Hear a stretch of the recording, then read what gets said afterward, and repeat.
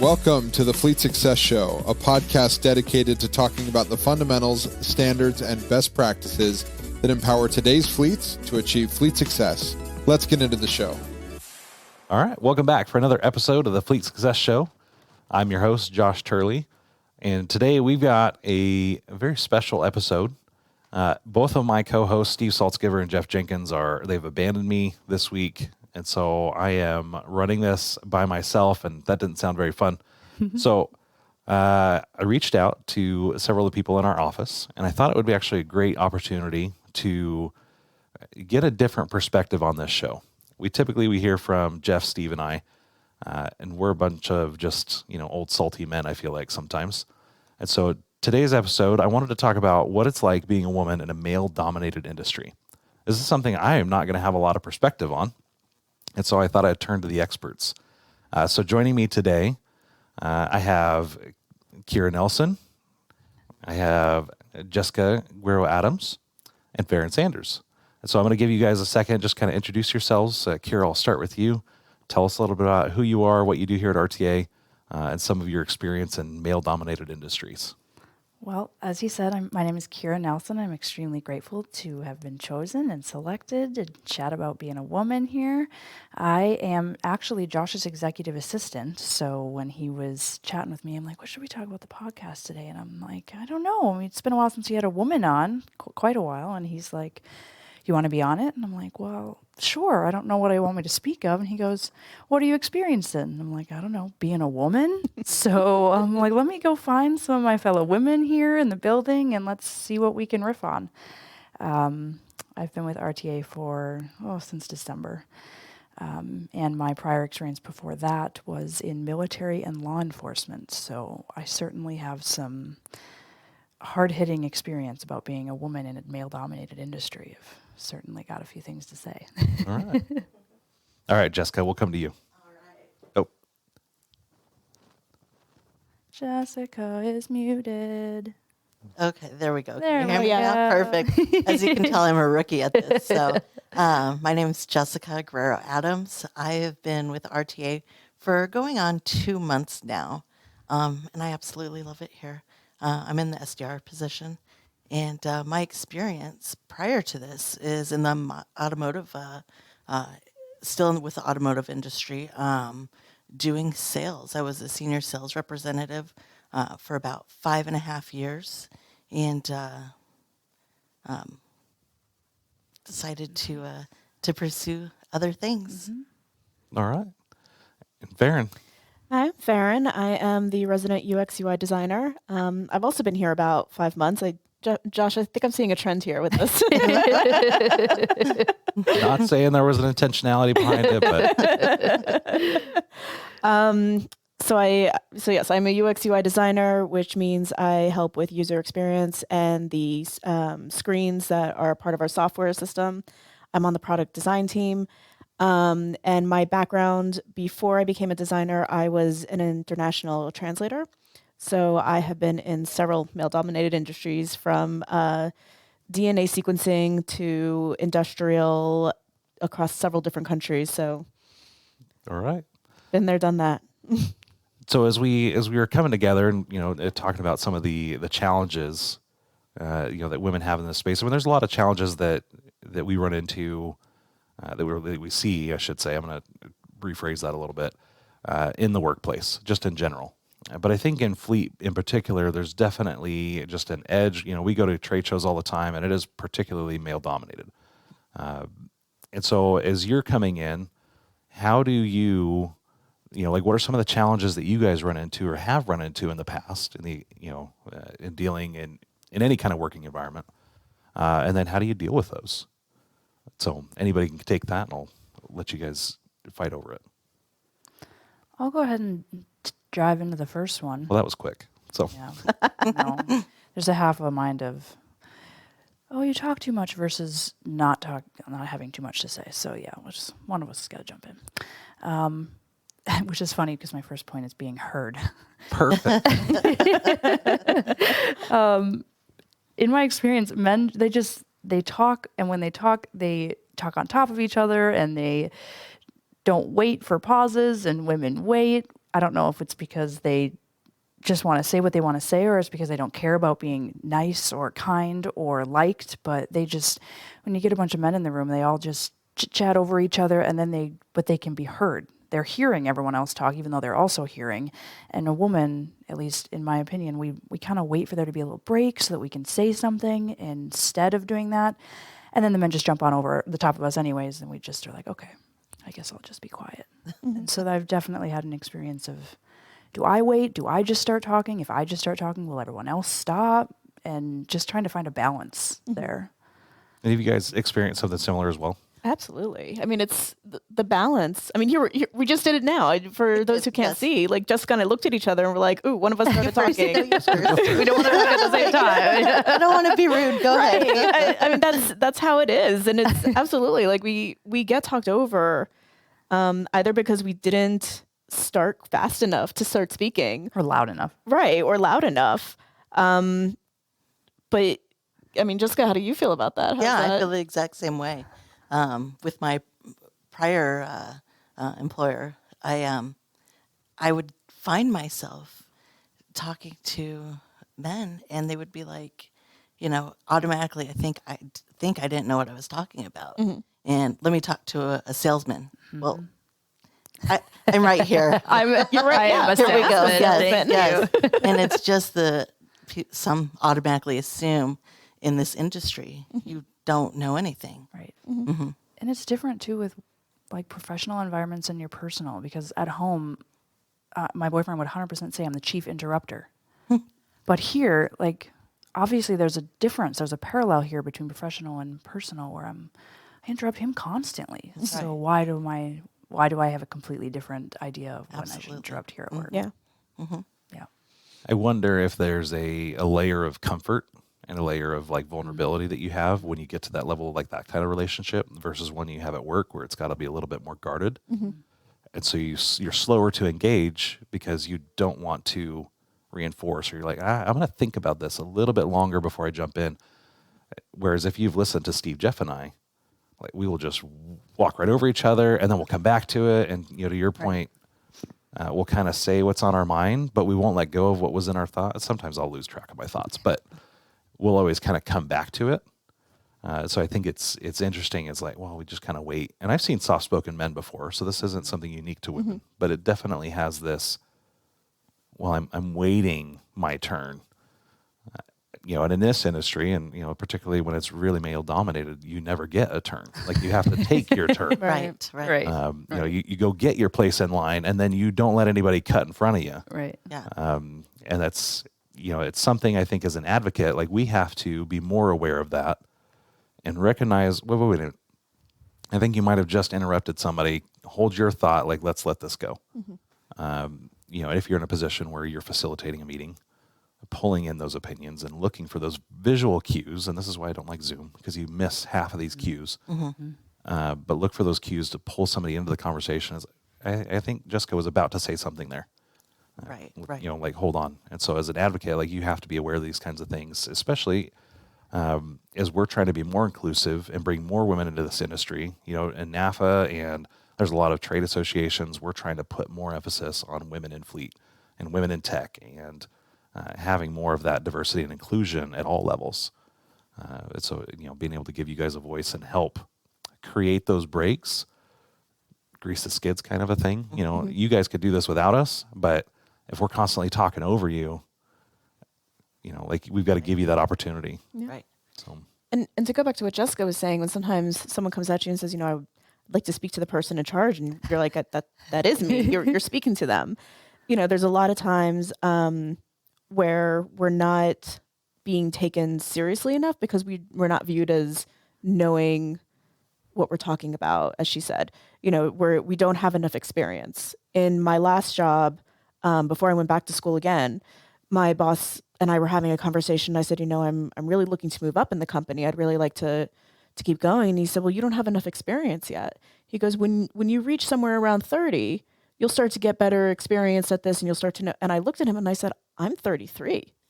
And he sort of just I'm stopped. not sure and whether like, I should be complimented by this or totally offended. I just have to say, good for you. Right. I was, and it was the conversation just stopped dead where Right. it was looked at that I didn't have much experience. He thought I had been working for him for 4 years. I'd been there for 6 at that point. And I already had 10 years prior experience coming into the company, from undergrad working through business. And so, there's this constant juxtaposition that I see that's, you're too young, maybe because, we feel we have to look a certain way before entering the office, which is a completely separate issue. Right. Right. But then when we do, we suddenly look too young to know what we're doing, or that we should have that experience behind us when it's sitting right there. Nobody's just ever asked us or considered it. So it's a good point that Jessica made, that, this is kind of how we have to balance everything between what is it I know versus what is it you perceive me knowing. Right. And how do I bridge that gap? Exactly. Yeah, Josh, you talked about vulnerability earlier, and that's so real. It's the culture that you're at. It's like, how do you feel with the people that you're with, male or female? It's like, how do you react to what they say? Are you being vulnerable? Is the culture inclusive? And that's why it's so important for companies and businesses to create this culture of inclusion, of vulnerability, where the women who are not just more emotional in general, but men feel the need that like they can open up, they can be emotional, and that helps us as women to like be okay. This is where we're at, as well as all the advice that we've been taught from everyone our whole lives about how women should be reacting in the business place and how they should be in the industry. It's like you don't speak unless you have something really valuable to add to the conversation. Otherwise, you just be quiet, because otherwise they're just going to see you as some certain type of way. And when you have a culture that's so open and so vulnerable, where you feel comfortable to say things, even though it's like, hey, this might be stupid, but I just have to ask a question, or like in having the atmosphere of openness, it changes your whole perspective about what you feel like you can be open with. And It absolutely does. It makes you not afraid to ask questions if something comes up. It makes you feel comfortable. right. Yeah. And that's a big difference too, because one of the first pieces of advice I was ever given was never say no, which Josh can tell you is completely opposite of who I am today. Please don't ever follow that advice. I will tell you, so this is a total segue, right? But most of the people who don't survive here are people who can't say no. Because what ends up happening is they turn into like people-pleasing zombies. And because they don't say no, they commit to too much. And because they overcommit, they can't deliver. And then when they don't deliver, you have to really like call them on the carpet. And then all of a sudden it's like, oh man, I was trying to be all things to all people and I couldn't. And now like I've let the entire team down. Yeah. Yeah, don't do that. That's terrible advice. But that's inherently like how we grew up, was Totally. to be a people pleaser. Like that's Absolutely. how as women we were brought up. And on top of that, we're also never really supposed to say I don't know as an answer, because then going back to what I was saying before, then it does seem like I don't have that knowledge or that experience behind me. To what Kira's saying with the vulnerability and being part of RTA is we are in a safe place where we can say, I don't know, let me get back to you on that, let me look it up, which is not something that we're typically given the opportunity to do. Yes. I think one of my goals from this would be that more operators, more fleet owners, more managers, right, is that we're growing that where we are more aware of it, we're more self-aware of it, that we're creating those types of environments where you can thrive and be vulnerable and be open and say, I don't know. But I want that for everybody, and so, and Kira will tell you this, as I am very big on, you made the comment, Farron, about like, there might be a theme here, is like all of a sudden there's a lot of women join the company. It wasn't intentional, but it was definitely something that we're benefiting from.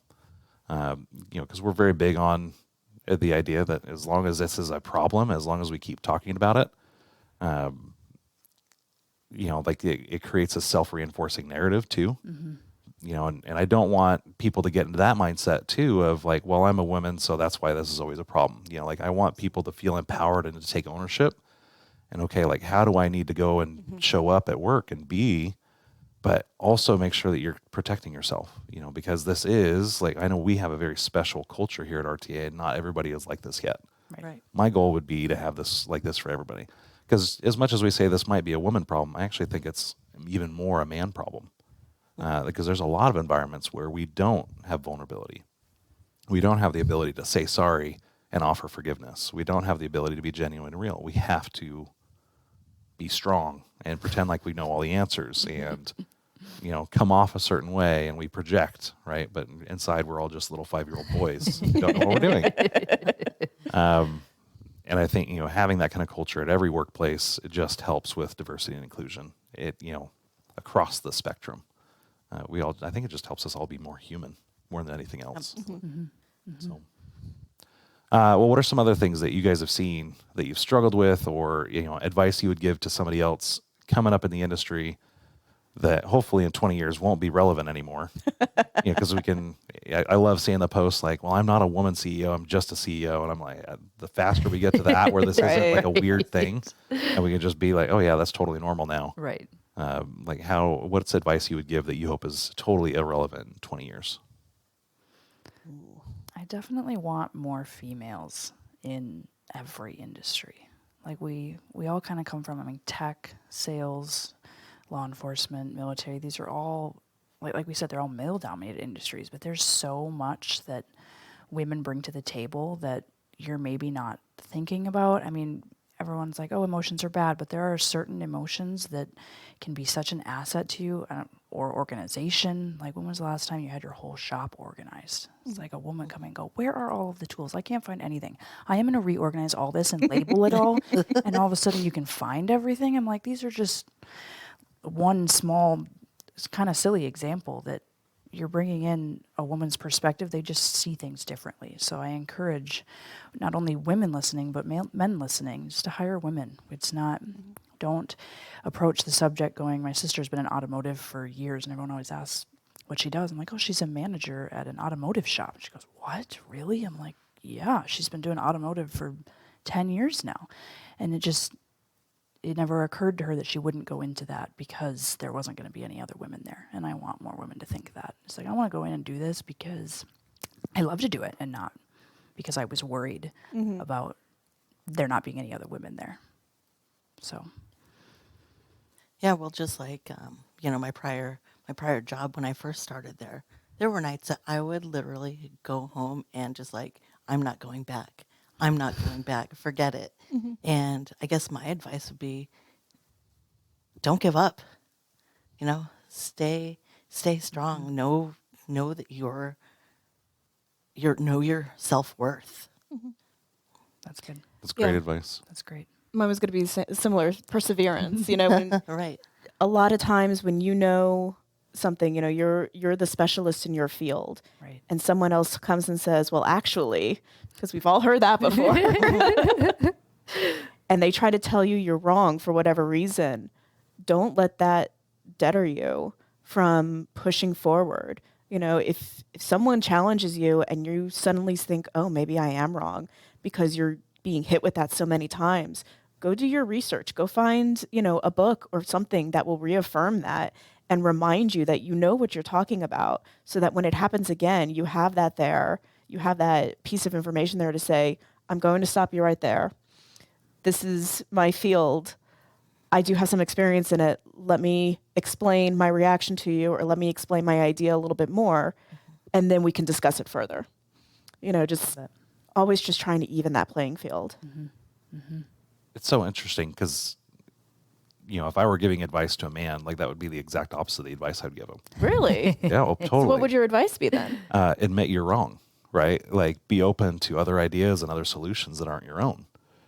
Be willing to change your mind on something, and just because you're the expert in the field doesn't mean you still don't have something to learn. Isn't that interesting, right? That it's almost both are like so valid.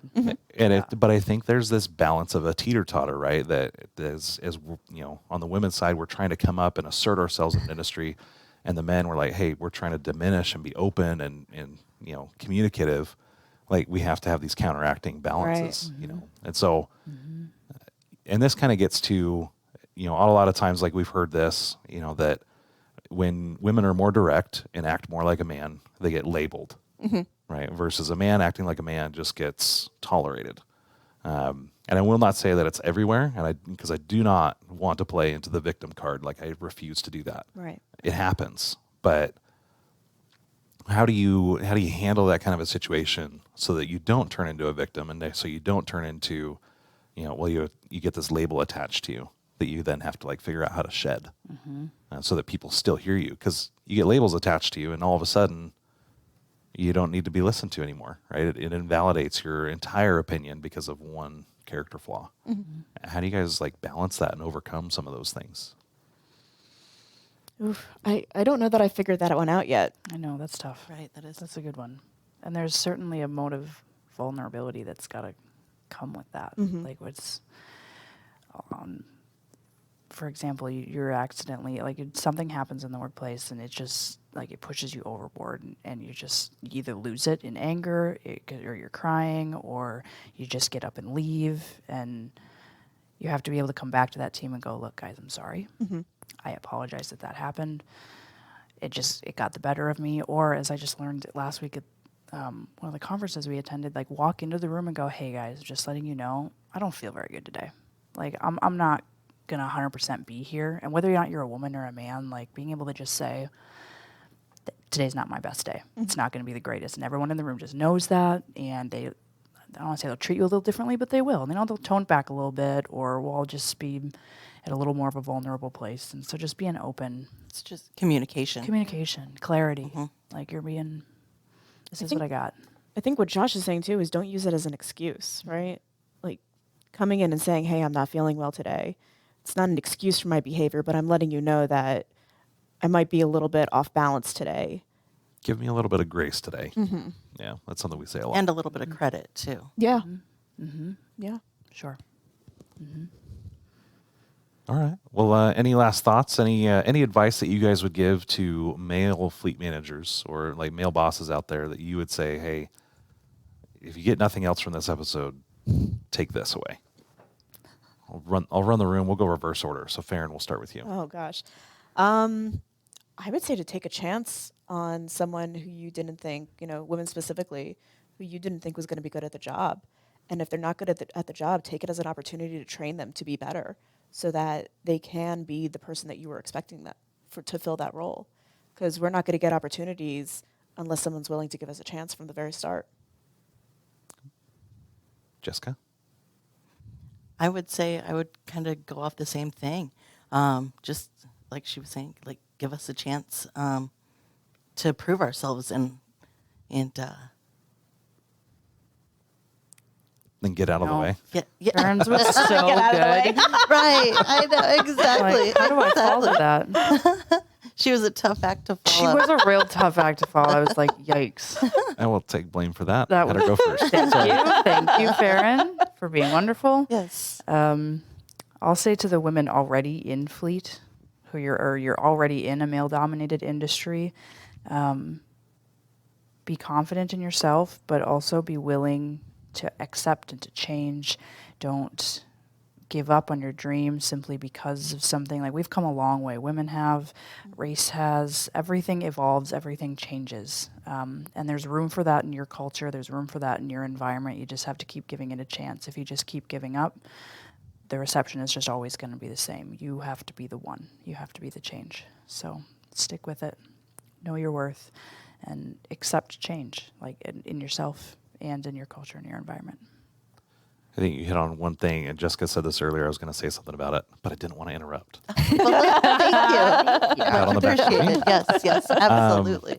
But it really, like, know your self-worth. Like, believe in what you have to offer. Believe in who you are, and really kind of understand and have that self-confidence. And don't let anybody take that away from you. And if you're in a position, I appreciate that you guys had this advice to persevere. And I want to see you guys persevere, but I do not want to see you in an abusive relationship, right? Mm-hmm. Because there can be employer-employee abusive relationships. And sometimes I've seen that where, women are like, it's not desperate. Desperate's the wrong word, but it's, you want that thing so bad, right? Hashtag like you're hungry yes. for, for that recognition, for to prove yourself, and that chip will put you in a position where you end up just suffering in a job. And I will tell you, there's so many jobs out there that are much better, that are better environments, that the culture is shifting, where the culture is great and encourages debate and encourages inclusion. Go find that. Don't suffer needlessly just because you're worried and you don't have that self-worth. Build your self-worth up, know what you're worth, and don't let anybody push you around. And when they do not be afraid to go find something else where your self-worth is valued. So Absolutely. Love it. Preach. All right. Well, that was a first for us. Hopefully not the last. I don't know. Did you like the giggling girls? I walked in, so there wasn't as much giggling on the podcast. I walked in and the entire room was just laughing. And I was like, oh no, what did I do? That doesn't happen with Steve. Get yourself into, right. As just a reminder, we have the Fleet Success Playbook out.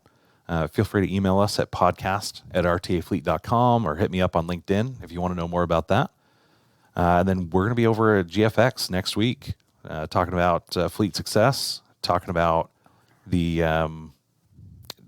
some of what we've got going on here at the company. And so I'd love to see you there. If you're going to be at GFX, come stop by, and we will see you on the flip side. Until next time. Thanks for joining us on this episode of the Fleet Success Show.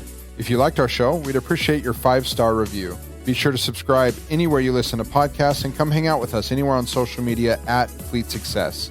See you next time.